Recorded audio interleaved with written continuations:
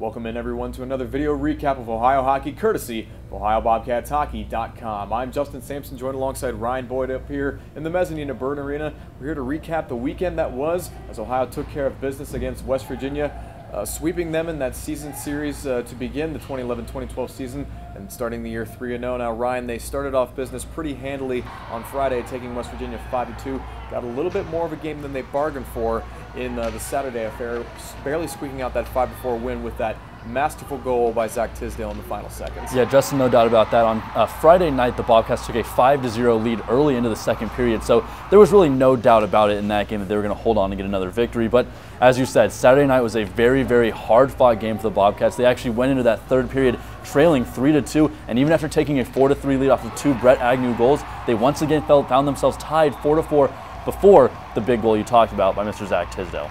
And a big reason for the success of the Mountaineers in the later part of that Friday contest and the Saturday contest was the play of backup goalie Rob Gorky. Now Ryan Shute did start the weekend for West Virginia, but Gorky came in after Shute got roughed up by the Bobcat offense and really came in and did a good job of frustrating the Bobcat attackers in that Friday affair. He gets the start in the Saturday game and has a lot of acrobatic saves, but really just does not do enough to get the job done as the Bobcats were able to squeak out that win. Justin, you can't say enough about Borky. I mean, when we watched Ryan Shute play Friday night, he had 3 goals almost immediately in that first period, and West Virginia had no option but to turn to the young goalie in Borky. But Borky was great. In that Friday night affair, he saved the last 30 shots put on goal by the Bobcats, which was outstanding. And then, as you said, he played very, very well in that Saturday night game. But the Bobcats were able to do just enough in the end, especially in that final minute of the contest, to win the game.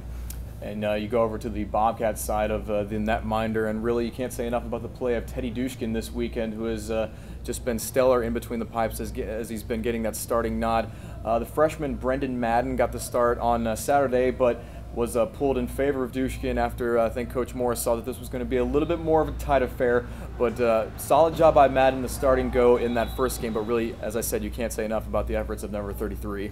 Well, we said early this year, Justin, that for the Bobcats to be as good as we think they can be, they have to have good offense, which we know they have, but also good defense. They have to have good defensive players, and most importantly, a great goalie. And I know it's only been 3 games of the season so far, but Fedor Dushkin has been fantastic in the goal, and he's been absolutely essential to some of their victories. And down the stretch, even though the West Virginia had scored 4 goals in that game, down the stretch he made some huge saves that made it possible for OU to get that 5th goal to win the game. Bobcats are known for sharing the scoring load. That's exactly what they did this past weekend in a big way.